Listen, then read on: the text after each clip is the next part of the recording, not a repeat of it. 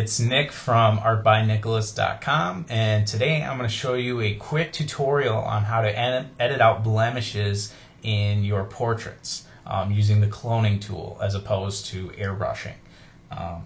Now, we're using Adobe Photoshop. I'm using CS4 currently, and the first thing you do is basically select your picture. I've selected a picture myself that I thought was entertaining yet still had good examples of what we can edit out.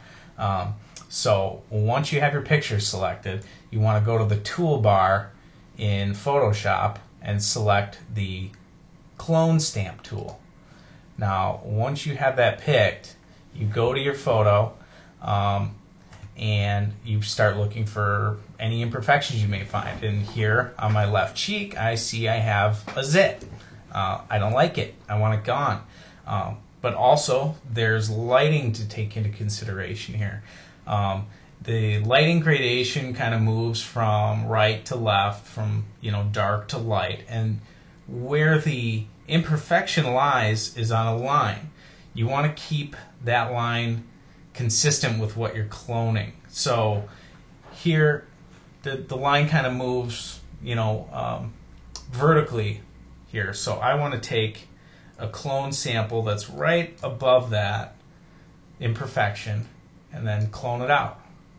And you can do the same thing with anywhere near there, but you want to stay along that line because I'll show you an example here where if I clone this selection, if I move the clone tool over to the right over the dark area, you'll see the light clone selection is very obvious. If I move that over to the lighter section, you'll see it's very dark. So you want to keep it in the middle. You want to have a good balance. And so that's one thing to really take into consideration. Skin is generally pretty consistent, so people aren't going to notice any, any mimicked areas, so to speak. So once you do that, you zoom out and you check it out. If everything looks good to you, you should be good to go. Here I'm just cloning small little things that are catching my eye that I don't like. Once we're done with this, I'm going to have beautiful, perfect skin, which of course, I have. So we'll go ahead and continue here along this line of lighting. You want to stay within that line where the imperfection lies, and then quick clone it out, such as that. Now here up on the forehead, there's more of a horizontal line of lighting, and I want to go ahead and I want to stay within that.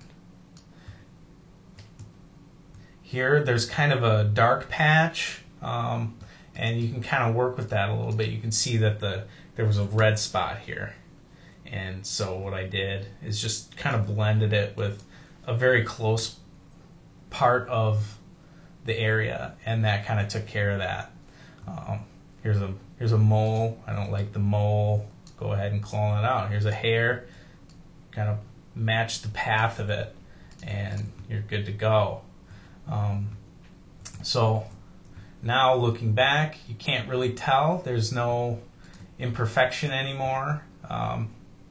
And that's pretty much how you do basic cloning. From there, you can take on airbrushing and take it as far as you want, but I like a realistic approach to portraits, and cloning out the simple imperfections that draw the eye is a great way to start.